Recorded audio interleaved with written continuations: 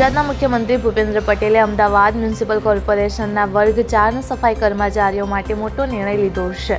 એએમસીના સફાઈ કર્મચારીઓના જૂના ક્વાર્ટર્સના રીડેવલપમેન્ટ માટે રાજ્ય સરકારે લીલી ઝંડી આપી દીધી છે। કેન્દ્રીય કૃષિ અને ખેડૂત કલ્યાણ અને ગ્રામીણ વિકાસ મંત્રી શિવરાજસિંહ ચૌહાણે આજે નવી દિલ્હીના કૃષિ ભવન ખાતે કૃષિ અને ખેડૂત કલ્યાણ મંત્રાલય અને ભારતીય કૃષિ સંશોધન પરિષદના વરિષ્ઠ અધિકારીઓ સાથે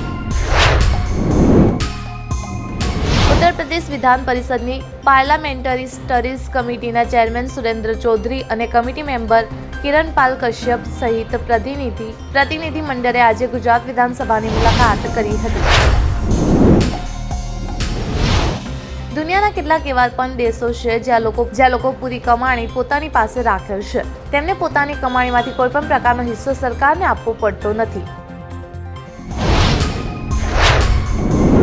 ડીપીએ અને નેવમલ રેલ આધારિત કાર્ગો અને માલસામાનની સ્વસંચાલિત અવરજવર માટે નેવોમોની મેર્ગેલની ટેકનોલોજીનો ઉપયોગ કરીને પાયલોટ વિકાસ અને અમલીકરણમાં સહયોગ માટે તકો શોધવા માટે સમજૂતી કરાર પર હસ્તાક્ષર કર્યા છે।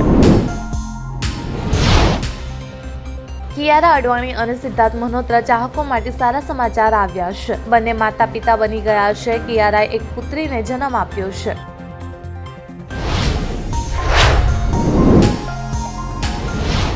હવે અમેરિકાનો ટેરિફ બોમ્બ ઇન્ડોનેશિયા પર ફૂટ્યો છે। અમેરિકી પ્રમુખ ડોનાલ્ડ ટ્રમ્પે ગઈકાલે ઇન્ડોનેશિયા પર 19% ટેરિફ લગાવવાની ઘોષણા કરી હતી।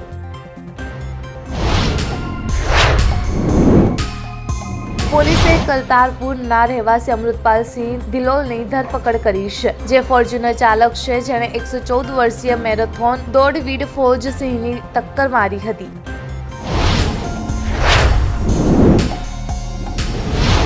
જયપ્રકાશ નારાયણ આંતરરાષ્ટ્રીય વિમાન મથક પર એક મોટી વિમાન દુર્ઘટના ટળી ગઈ છે। પાયલોટની સતર્કતાને કારણે વિમાનમાં બેઠેલા 173 મુસાફરોનો જીવ બચી ગયો છે।